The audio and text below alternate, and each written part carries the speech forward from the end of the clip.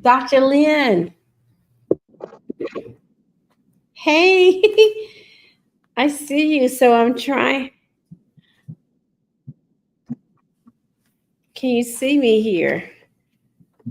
Um, I only see a still photo of you. Can you hear me at all? I can hear you. Okay, awesome. So we're getting the mics ready, and let's see. Hold on. Let's see. I tell you, I was watching well, not Doctor, but Don Lemon, who's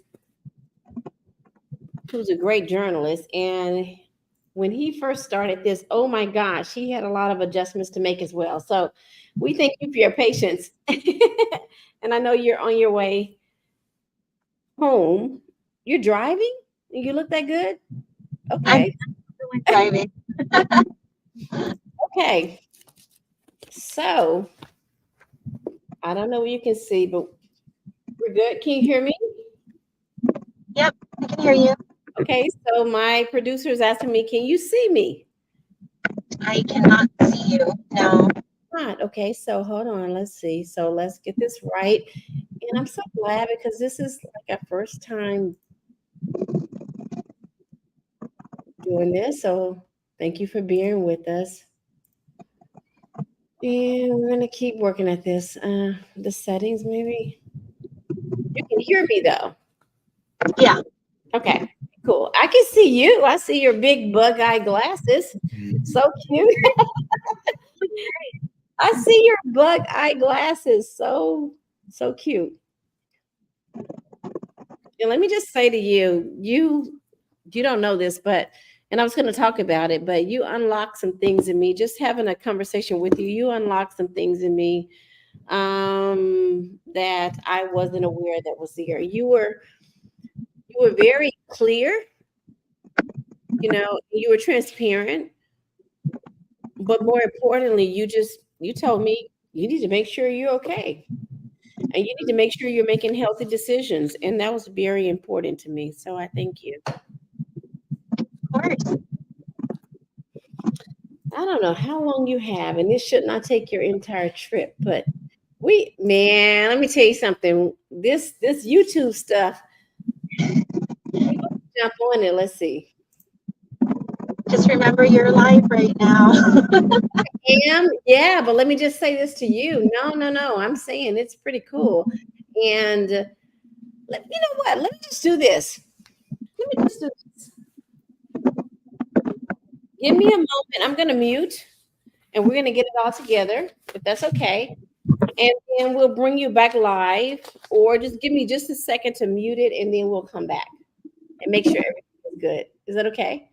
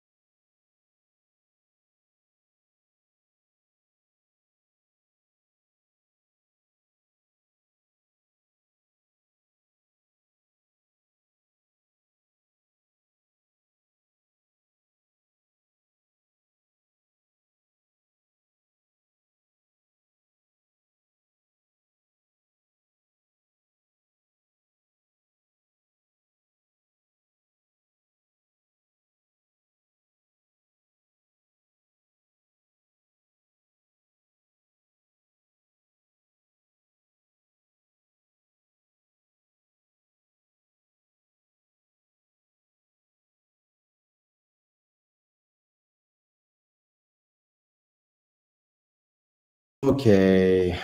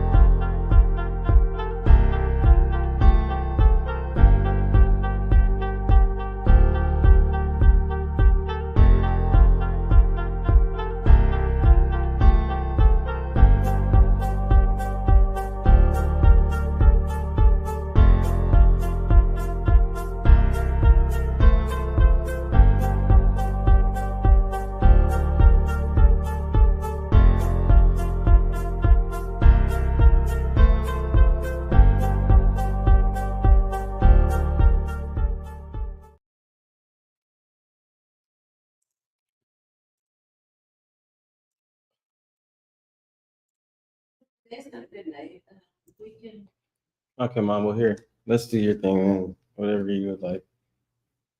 Get you set up.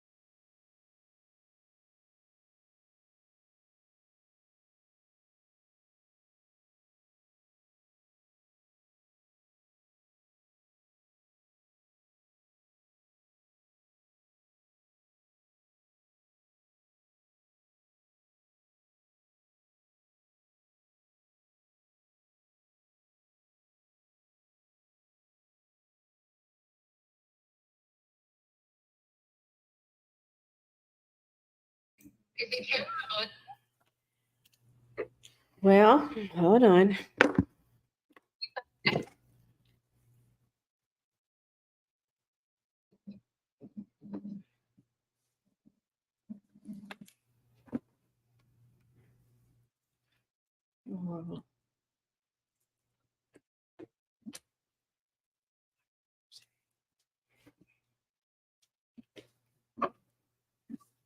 Okay, can you see me now?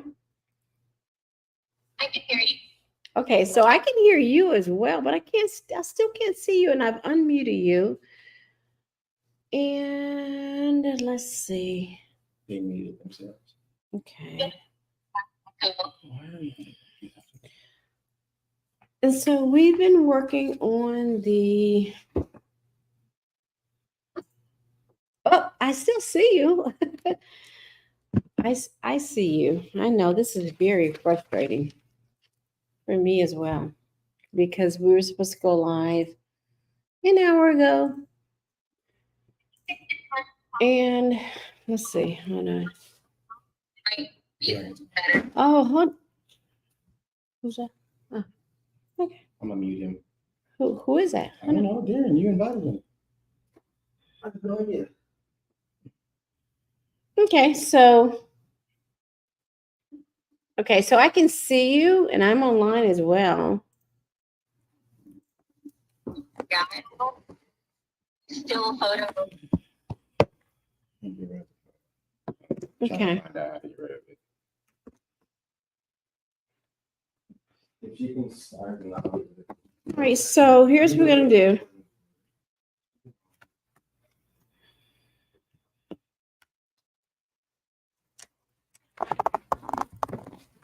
So we're gonna go ahead and go live.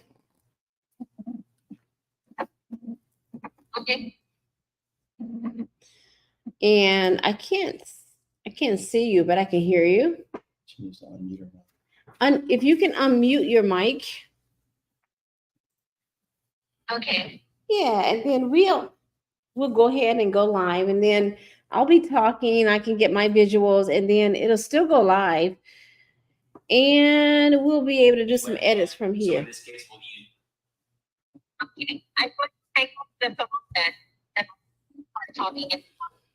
What'd you say? I'm sorry. I'm going to hang up on the phone. Got it. Got it. Yeah. Okay. So she says she's gonna. I'm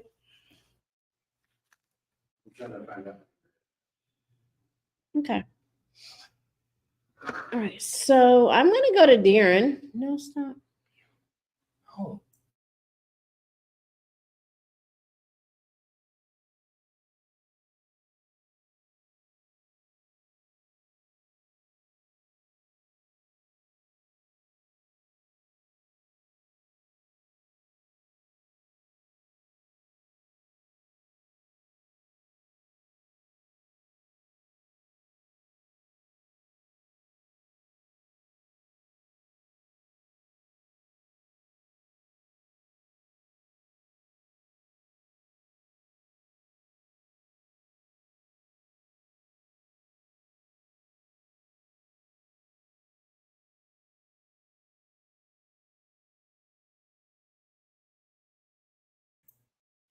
Hey, can you hear me, Dr. Lynn?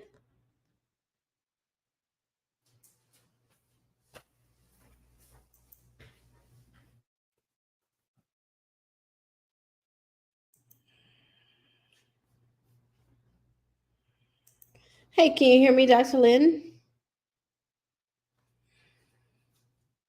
Add stage.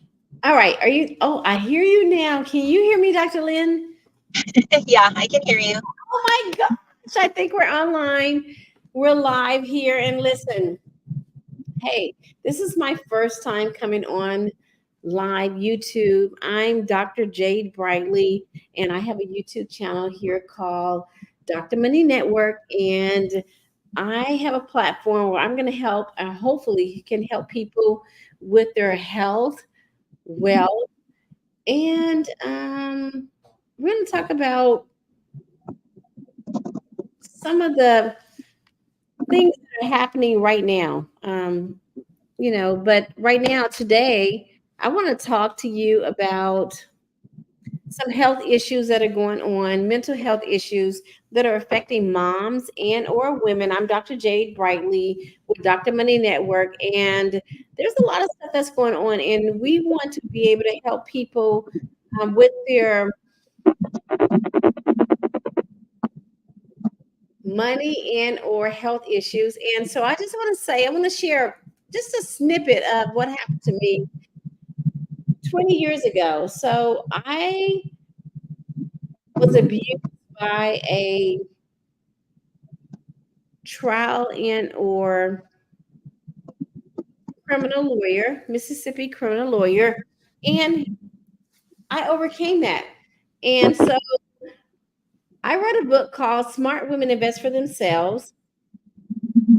I'm here today with Dr. Lynn Diaz, a doctor of chiropractic, who's going to talk to us about making healthy choices. And I'll get to you later about my channel, which is going to help empower people to become healthy, wealthy, wise, and whole. But today I want to talk to Dr. Lynn. Dr. Lynn, can you share with us the importance of making healthy choices? Yeah. Hi, Jade. Thank you for having me on. I apologize for the glasses. It's super bright.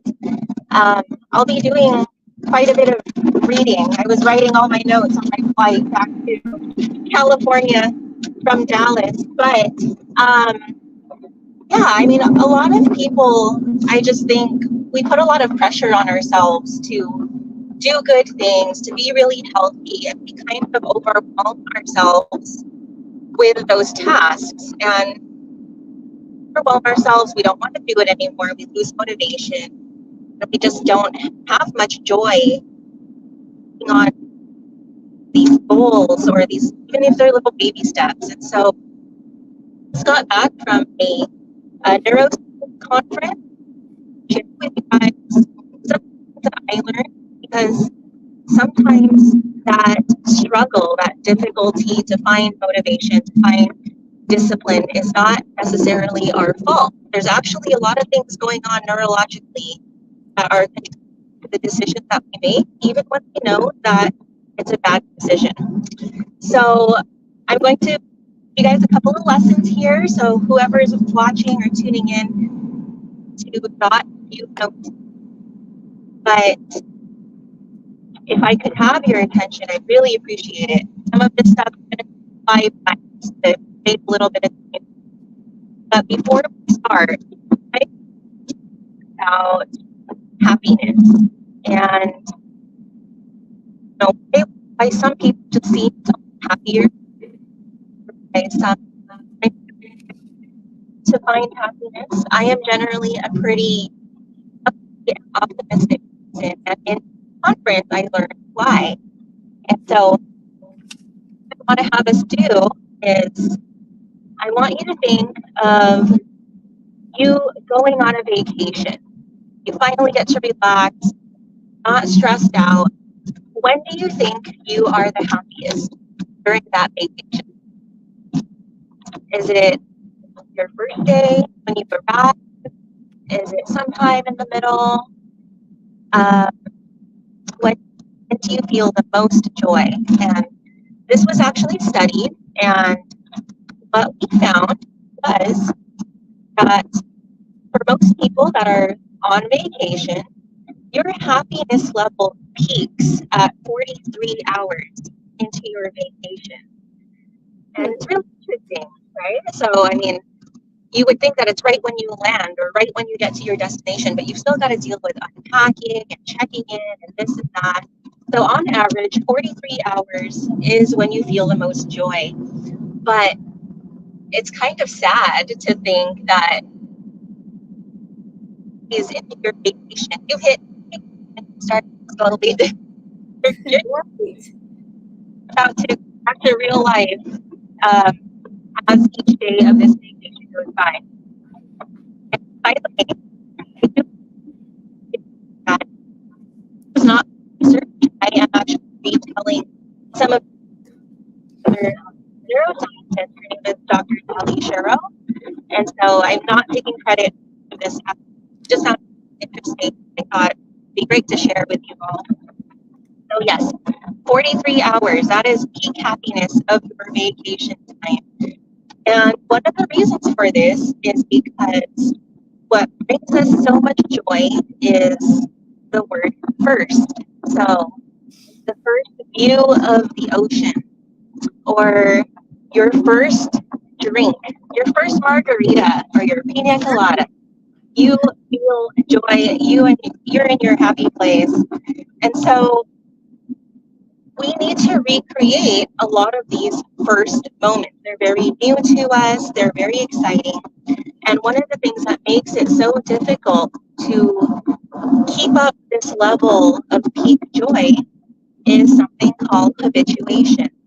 So the definition of habituation is the diminishing of a physiological or emotional response to a frequently repeated or a constant stimulus.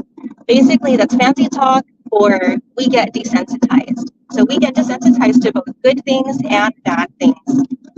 And, you know, for example, you could be freezing in a room with air conditioning, and then after a while you acclimate and you don't notice it anymore. Same thing with jumping into a pool. You'd be freezing going into the pool for the first time. And once you get your shoulders in, you're all good, right? So this happens quite a bit. And so habituation is kind of one of the core things that can determine our levels of happiness. So is it good or is it bad? And the answer is both. It's both good and bad. So habituation can decrease your motivation. So I want you to think back to your very first level. It's really exciting. You get to learn all these new things. What happens is there for 10 years, you're no longer motivated to do your absolute best. You get used to your job. It's not exciting. And so in this case, habituation doesn't really work out for us. It gets harder to get promoted and to work for those raises. And then habituation itself was done where a bunch of taking tests and good, and the people that had history of depression, it turns out that their tendency is to ruminate over the negativity of the consequences of doing poorly on this test. And so, everyone feels bad, but the people who weren't depressed, they bounce back much, much more quickly. And it gets really difficult to stay motivated to get out of the depression, because when you are repeating these habits, when you become desensitized to the negative results, and then you start to believe that you're actually going to stay there. So far, does that make sense to everyone? Desensitizing, habituation. All right. Habituation can also be a bad thing. So by this, we might not notice good things around us. And so therefore, because we don't notice it, we don't have as much joy, because everything looks like a blank slate to us. So you might not notice good things around you. You might not notice bad things around you. And if you don't notice anything bad around you, you're not motivated to change the situation. So the challenge here is that we want to always regain sensitivity for both the good, so that we can feel joy, and regain sensitivity to notice the bad, so we can create change when the situation is not benefiting us. So the secret sauce to regaining sensitivity is actually summed up in a quote by economist Tibor Sitovsky. And the quote is, "Pleasure results from incomplete and intermittent satisfaction of desires." So I'm going to repeat that. Pleasure results from incomplete and intermittent satisfaction of desires. Basically, what this means is, for all of your great and amazing and happy situations, you want to break those up into little bits. And when it comes to the bad things, you want to swallow them whole. So you don't want to break those up, because you don't want to perpetuate the bad situations, okay? So think of your favorite song.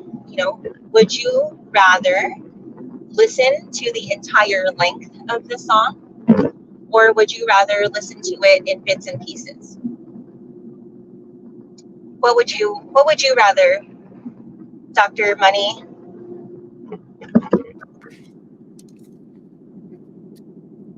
I think I would rather recreate my joy. I want to talk about my joy. I don't want to recreate my bad situations. I want to talk about my joy. Would you rather listen to your favorite song as a whole, or would you rather listen to it in bits and pieces? You said songs, or what was the other portion? Favorite song. Would you rather listen to it entirely in one go, or would you rather listen to it in bits and pieces? Pieces, yes. Yeah, the pieces. You'd rather listen to it in pieces. Why? Well, the pieces allows me to conquer portions versus just the entire everything, so yeah. Yeah, so actually, that is the opposite of what most people would want. So, most people would want to listen to their favorite song as one whole stream. However, when we've studied this, people actually feel more excitability and more joy listening to a song that's broken up into pieces. Why? It's because when you're listening to a full length, you actually do get kind of bored of it. It's predictable. You know what's going to happen. But when you're listening to it in chunks, you're a lot more stimulated. Okay, so what's happening is you are disassociating from the habituation of the song. Wow. So you thinking about vacations, we have found that people are generally more happy where instead of taking one, they take more vacation. So do a short trip, even if it's a staycation, necessarily spending on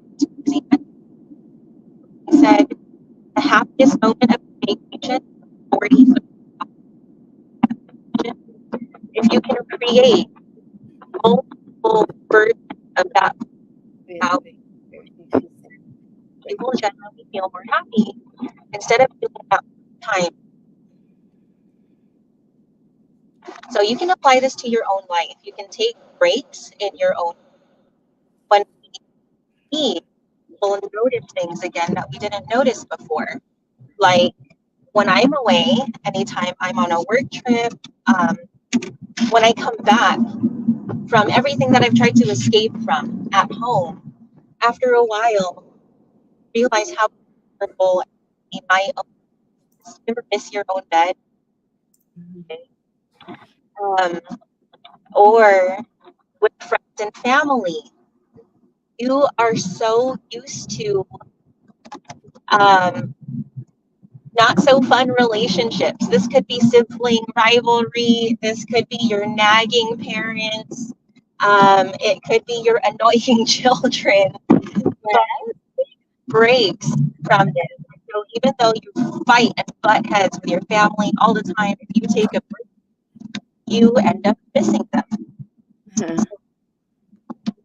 What happens is when we take a break from the different routine things in our life, when you come back to your regular life, it can feel like things are re-sparkling again.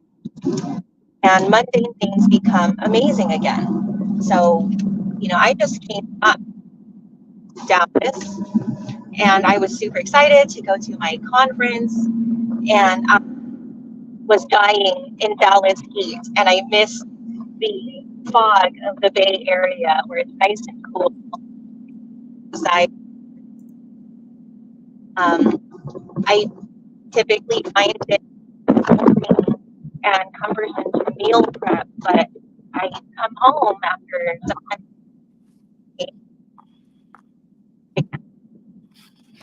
So when you don't like something, you can take a break from it and find joy coming back to it because you'll see it in a new perspective. You definitely want to break up. Accessibility shortcuts. Use the tab key to navigate and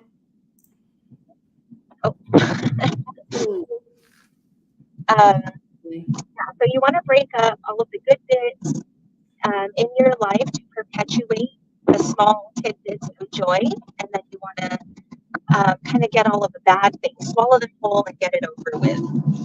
So these things, breaking them up into smaller pieces. This is what brings the most rest. But pleasure isn't everything in life. And so, we've asked people what makes a good life. A lot of people will say, right, you want to be happy, you don't want to be stressed, you don't want to be sad. That makes a lot of sense. Yes.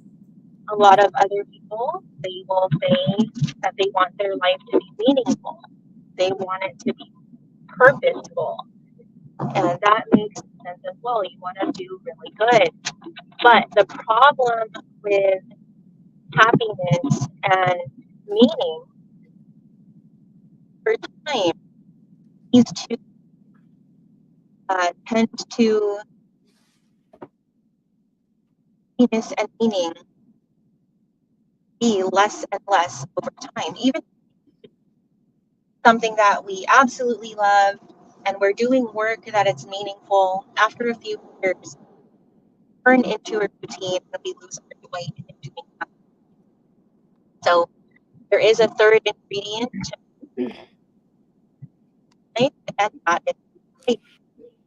So what variety does is it breaks up the desensitivity. So it's breaking up the habituation, the routine in your life. So the people who work in different places all the time, the people that tackle on different projects, they have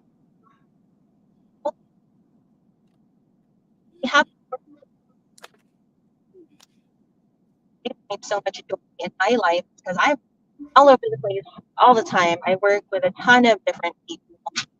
And that variety in my life keeps me on my toes. And variety shakes things up and it puts you in a state of learning. So about me, I love learning. I've got a ton of friends who are the same, not necessarily nerdy, although I am, but I love learning new skills. I love Yes, you are nerdy, and I like your nerdiness. I'm sorry, I have to interrupt you right there. You are nerdy, and I love your nerdiness. I love teaching, and so learning does create happiness. So yeah, studies show that learning is one of the biggest factors in people's well-being and happiness. You have to.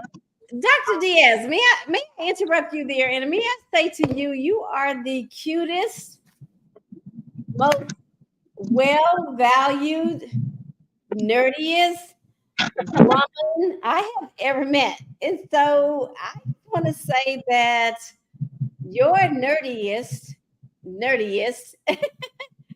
is so cool to me. And you're the first person, honestly, female person mentor.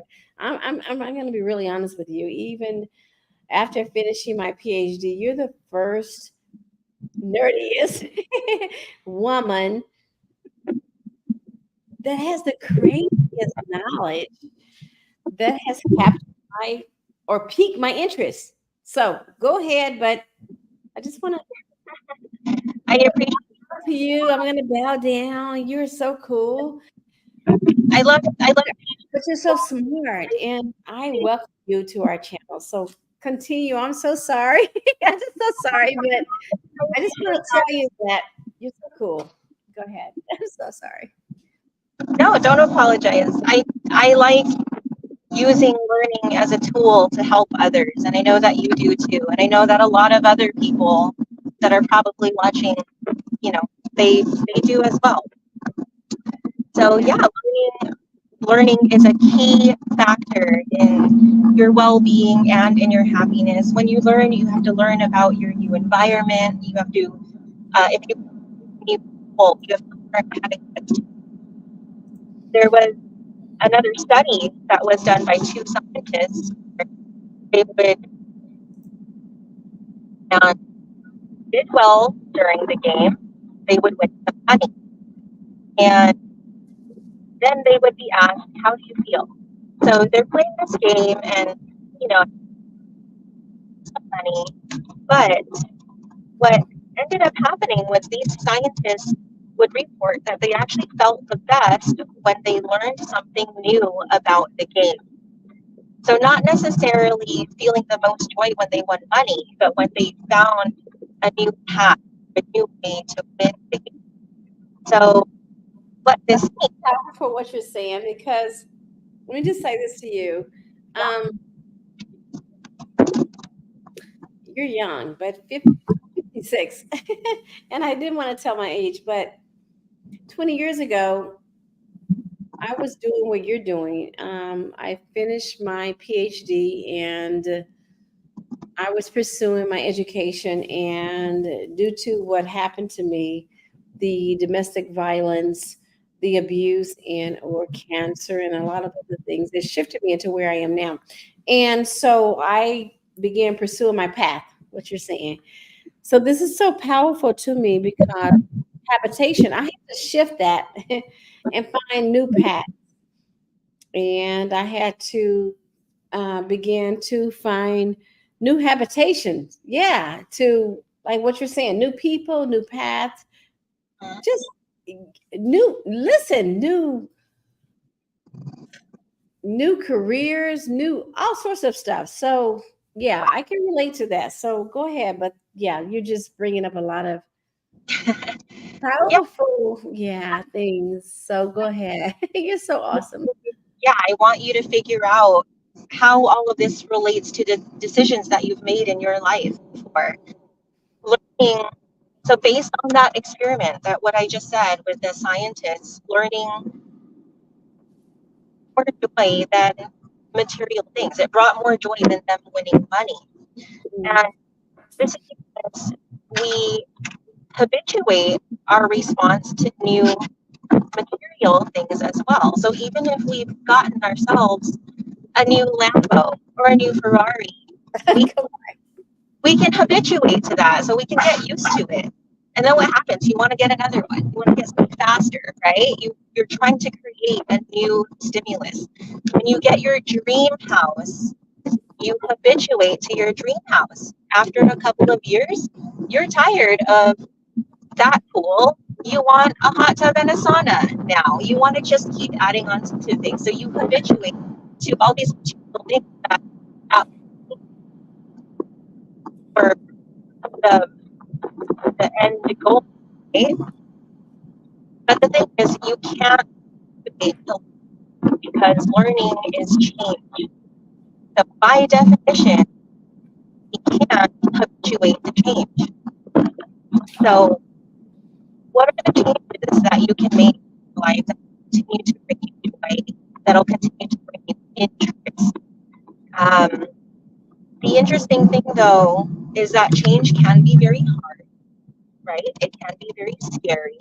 Change means putting in a lot of effort. And so I do have a tip for this. If you feel that a change is too difficult, if you feel like you're not up to the task, if you don't feel worthy of a change, or if you don't feel that you're equipped for a change, this is actually a tactic that I learned from David Goggins. So some of you might know him. I've met him twice. David Goggins is an absolutely completely different beast and savage of a person. But what he does is an alter ego. And a lot of successful people have alter ego. So if Dr. Jade is up to the task, it's okay. Dr. Money will get the job done. Right? There could be Beyonce, and we all know Beyonce, but if Beyonce she is alter ego, and she becomes Sasha Fierce. So if you feel that change is too daunting for you, you have to create a character outside of yourself that can do that. That's so powerful. Keep going. Yes. That's so powerful. Keep going. Oh my gosh. Yes. Change is. Oh, keep going, please. Please, Dr. Diaz. That's so powerful. Please go. We just going on in our heads about I'm not good enough, or I don't have the money for that, or I'm stuck in this situation. These are the cards that I've dealt. But if you feel like these things, like, take a character and be like, what would happen to you? Will be a new way to get to your goals. If you continue what you've always been doing, then you already know what the outcome is. So you have to change, you have to adapt. Different. So change is good. So change. So we're talking about change. We're talking about change. We're talking about adaptation. That's so cool. And I say cool, but it's so important because if we don't learn how to change and adapt, then what's going to happen? And I mean, another thing to add on to this is a lot of it is your environment too. You won't change if there are people keeping you in the same place, if your work environment is keeping you in the same place. So you need to think about all of these things. But the very first step is you need to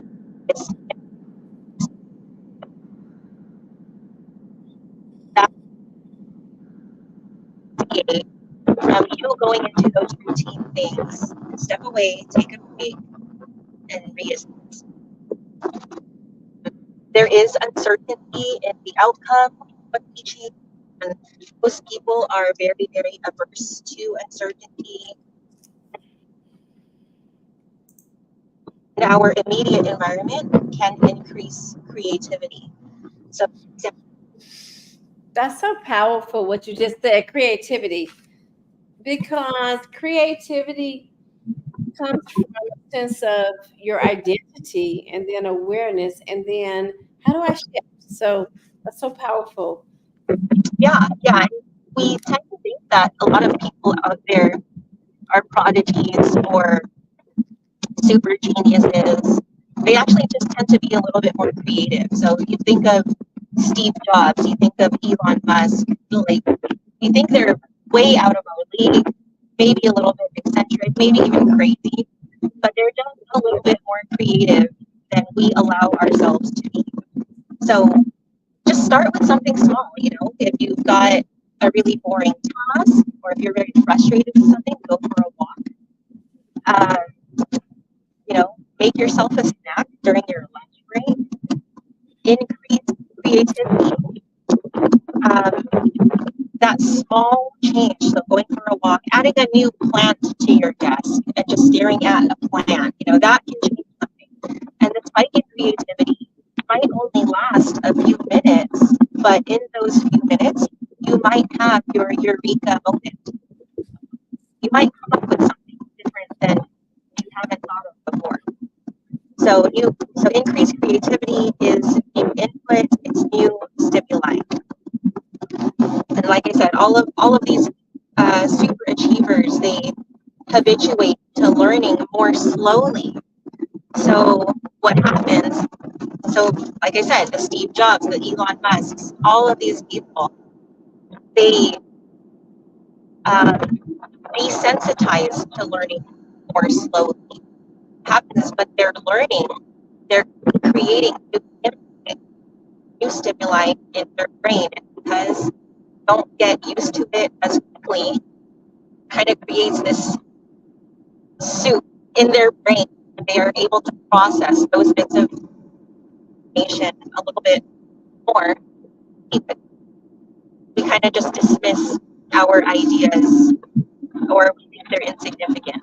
But when they have all of these different pieces of information just floating in their mind for a little bit longer, they can actually connect two ideas together. Absolutely. You explain this profoundly. Yeah, continue. That's so powerful. So powerful. I know you just came back from Dallas, Texas, and you got to meet with a lot of different people. Tell me how serendipity or kismet or your destiny, things that you journal and said, hey, I want to meet these people. How did that line up with what you're talking about today? how does that line up with what I'm talking about? That's a good question. I think because let me just say this, you guys. Dr. Lynn Diaz jumped on the call today, and listen, and we had some technical difficulties. This is first time going online. I'm Dr. Dave Brigley. We are on platform Dr. Money Network, but I want to talk to you about health and wealth. And today I wanted to introduce to you Dr. Lynn, Doctor of Chiropractic. And I want to say this, I just met with her 2 days ago, and I was confused about some things. And I went in and we had some sushi, and I was talking to her, and I was just like, hey, what do you think about this and this and that? And she shared some pretty profound things with me that gave me some clarity.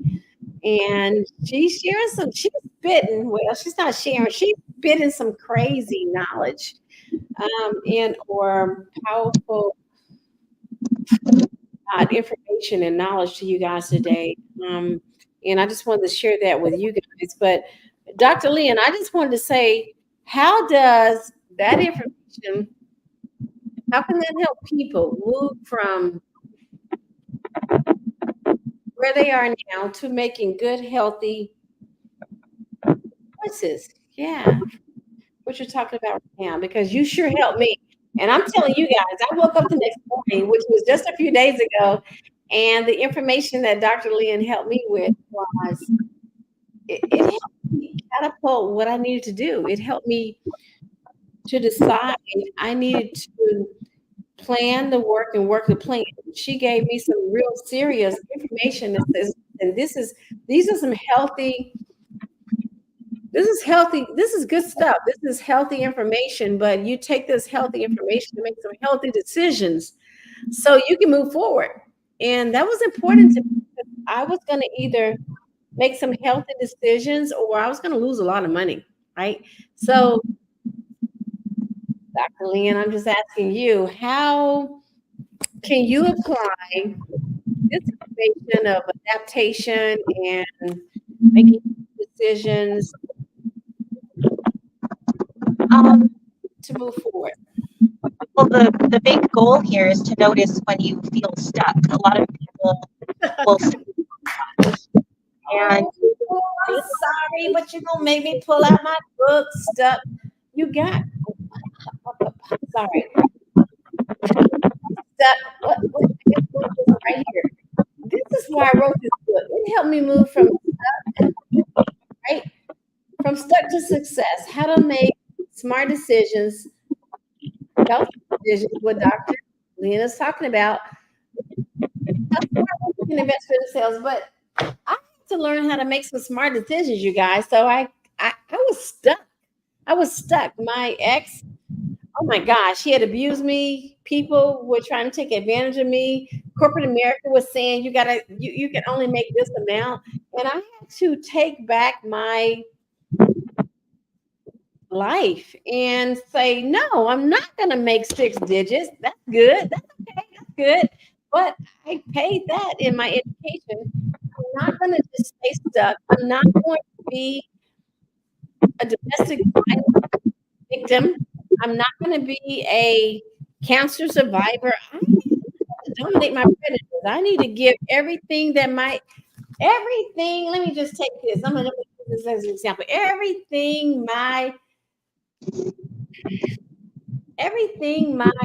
Use this as a book, but everything my predator gave me, this joker in his back, right? I'm going to give it back to him. And I'm going to say, no, you're not going to abuse me. No. Parents who gave me a faulty foundation, that's okay. That's where you were. I'm not just receiving this. My ex is not going to give this to me. Life is not going to give this to me. Corporate America is not going to tell me this is how far I can rise. You see my degrees behind me. Hold on. And my degrees behind me. And you see my, hold on, you see my degrees? I'm trying to level this, you guys, because that's what I'm trying to tell you. They were telling me how far I could rise. And the degrees behind me was telling me I made $98,000, right? With science degree behind me. And I also have all the accolades of all the things that I did. And they were telling me how far I could go. But I'm saying, no, that's good. But I think I have more in me. I think I have more tenacity. I think I have more endurance. I think I have more tenacity. And you know what? Just watching the Olympics lately with that, what's her name? What's that young lady? Oh my gosh, I love her. But anyway, she turned all those flips. I just said, no, I don't think that's far as I can go. And then so when I met with, let me tell you something, when I met with Dr. Lynn Diaz, you guys, she didn't know my story. She didn't know what I was feeling. She didn't know what I was coming up with, but she spoke into my spirit and she just said, what do you want? What are your plans? What are your goals? And then I went home and she said to me some pretty profound things. She said, you deserve more. And you can get that. And you're okay. You can have that. And so anyway, I just want to let her keep talking. But she helped me internalize all the things that I was battling with. And the next morning after I spoke with her, things start to begin to internalize. And then they started to come forward. So she has some powerful truth here. So go ahead. I'm sorry, Dr. Lynn. That's all right. I've got a couple more tactics that I wanted to get through. Please share them with us. I'm I'm sorry, you guys, but she's so cute. She's so cute. She's so young. I'm like maybe 20 years her senior. She's so freaking cute, but she's so freaking smart, you guys. And so, okay, go ahead, Dr. Lynn. But she's so smart. But go ahead. One of the other tactics that you want to do is to diversify your life. So if you feel like you're stuck in a rut and you're not quite as happy anymore, you need to add more diversity. So take on a new hobby. You want to take on a new sport. It's actually the moments of safeness. Absolutely. What do you do when you know that you need to do something different? What do I do personally, or what do I recommend? What do you just like talk to us about that thing people don't know, but you just tapped into. Okay, you guys, I haven't said this, but okay, you guys, my dad was white, Caucasian. I'm gonna make it really blunt. And my mom is African American. She's not dead, she's black. But I have a choice. I was talking to my twin son, Ori, and he said, Mom, hey, your dad, right? The white man, he was a slave owner, and your mom, she was a slave. She's a descendant of slaves, right? So we have choices. And Dr. Lynn was talking about our choices, healthy choices. And so my point is, I can go either way. I can say, hey, I'm going to be a slave owner. And we are so powerful in prideful, I should say. And then I can say, you know what, you guys, I'm going to go to my mom's side, and we are, woe to us. We are just subservient people, and we are slaves to the system, and we just need to behave, and we don't want to go to jail, and we don't do anything wrong. But at the end of the day, you guys, it's about making healthy choices, like what Dr. Lynn is saying. So it's really the choice you make. So Dr. Lynn, that's what I'm saying. It's our choices. We can go either way, but tell us how we can, become, we can make the choices that we want and need and become better people. You just have to notice when things are plateauing, when you're no longer growing. You need to do something. I'm sorry to do that, but every time you make one statement, it's so profound. So you guys, what she just said is, when we decide that decision is not taking us in the direction we want to go. Okay. All right, go ahead. Yeah, I mean, so, okay, if you think about how happy you are about our life. Yeah. when you are a child and a teenager, your happiness, everything is like happiness level is really, really high. And then happiness tanks, Okay.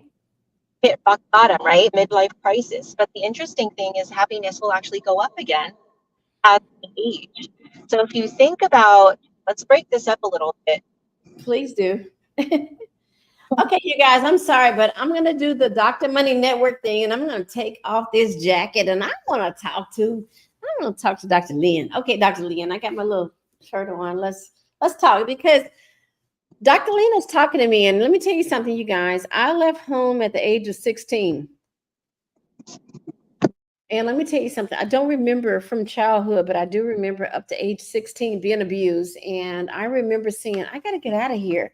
And I don't know why God put me in a home where a mom was abusing me, but I got to get out of here and I'm going to college. So, Dr. Lynn, what you just said, talk to me about that. When I made the conscientious decision of saying, I deserve more, I need more, and I'm going to move forward. Well, the big thing is that you noticed you when things, you knew that you needed to make a change. Knew when you've had enough. You wanted to learn more. You Yeah. wanted to meet the people around you, and you didn't default to hard. You knew that there's still a way to win at this game, but it might take some thinking outside the box. So learning that creates that way. So when you're a child, you're learning. You haven't experienced life yet. Even when you're an adult, you're doing all of these jobs. And then midlife, you start to plateau. Everything is the same. Things get boring. You become dissatisfied with the sameness in your life. Even if you are at the top of your game in your career, you still get bored with it. And so that's people have midlife crises. And then happiness tanks. And when they get older, things start to change again. Your kids might be leaving the house. You might be going into retirement. So you're breaking up this routine life. And that's why your happiness is increasing. You're not allowing yourself to plateau. And when we're in the middle of our lives, we're just grinding so hard. We get burnt out. We lose track of the big picture. And I can't stress this enough. Always keep your eyes on the big picture. Do not get tunnel vision with your finances. Don't get tunnel vision with your goals, because if you are working on your goals for a year or 5 years or 10 years, that's still such a small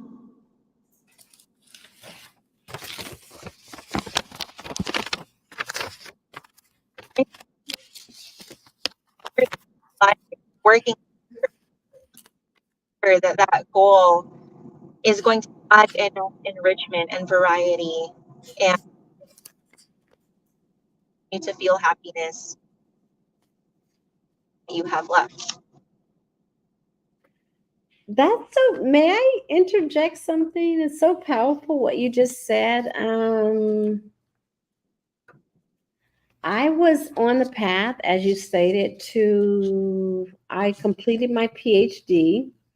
I began making $100,000, right? Which is pretty cool for Americans, right? To make $100,000. And then you talk about your goals and happiness.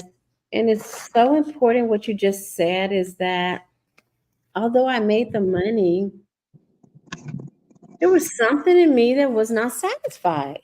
And I like what you said. I went through abuse and some other stuff, but I'm now satisfied more so with knowing my identity my purpose in life and being satisfied and being happy. And my happiness is not built around my title. Doctor is not built around being a wife that supposedly, uh, by U.S. societal definition, validate me as a woman. And I'm not complete, if you may say, by being with a man. Not that I'm gay, don't get me wrong, but I'm not complete. I just wanted to say that, as you stated, I'm more satisfied with fulfilling my purpose. And well, first knowing my identity and fulfilling my purpose. So I know you know a lot about that. So can you talk a little bit or elaborate about that? She's so cute, you guys. She's smart and cute. And I just love Dr. Diaz. Anyway, go ahead. Not sure what to say about purpose. I mean, there's purpose and then there's passion. Um, I have a perception about passion. Think people think passion is about doing something that hypes you up and gets you excited. And um, passion, what it really means, at least to me, is you love something so much that you are willing to suffer with it. Yes, I made a lot of sacrifices. And you know what? At the end of the day, it doesn't have to do with how much money I make or who follows me or who believes in me or who likes me or loves me, but it's about knowing what I believe in and following what matters to me, like helping people, particularly women who have been hurt and or abused, and bringing justice to people in or situations who don't know how to help themselves. So yeah, it's about doing a better good for me and or people in the community. Yeah, and you love that purpose enough. You're passionate about that purpose enough that you are willing to throw down everything that you have earth and to help.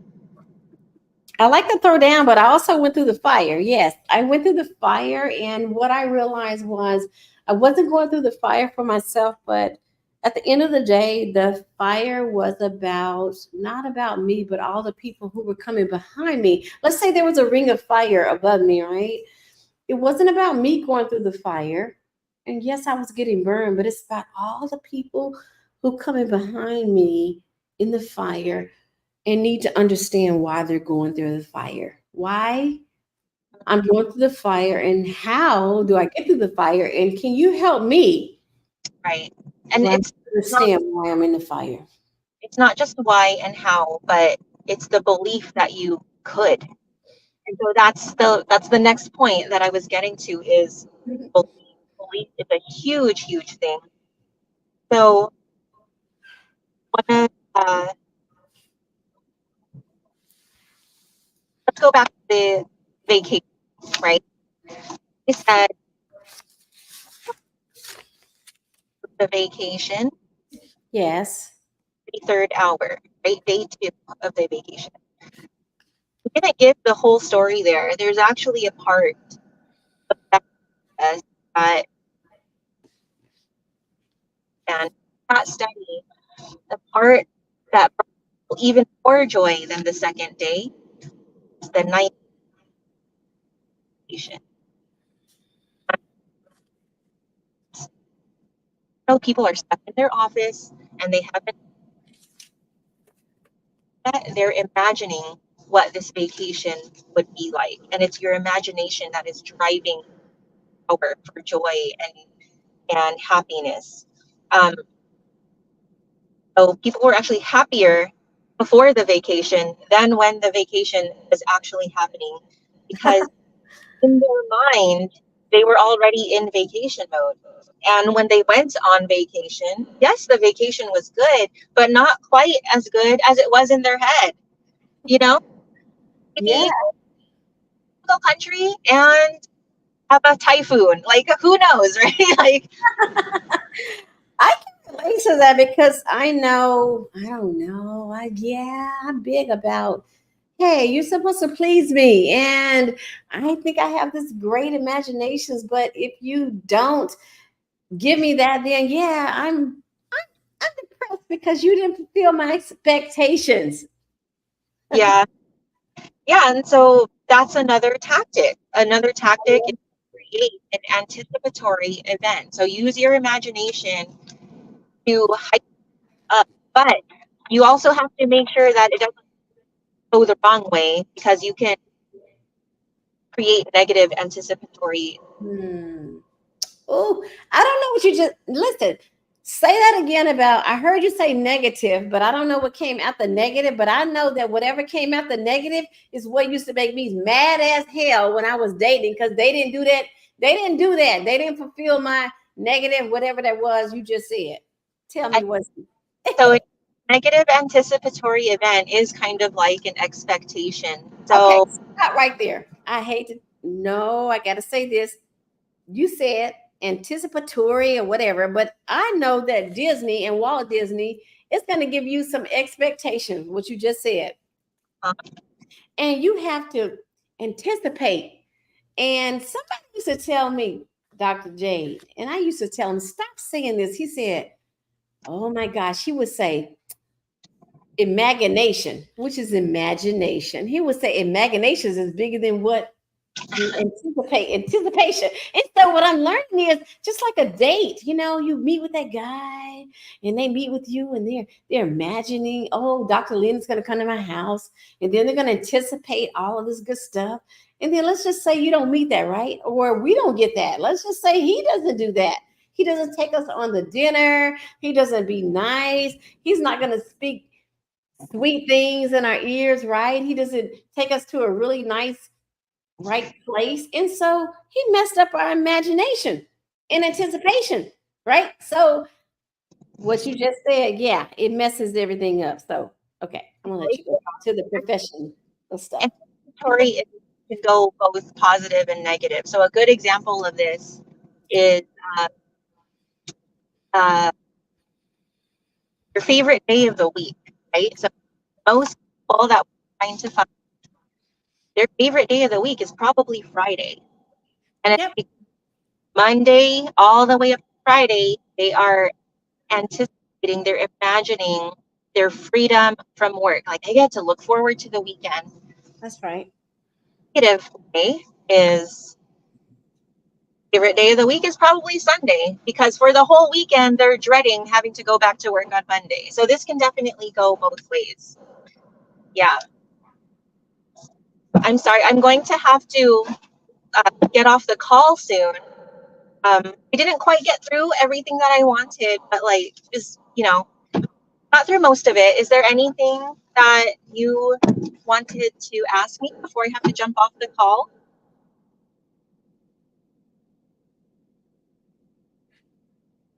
That's okay.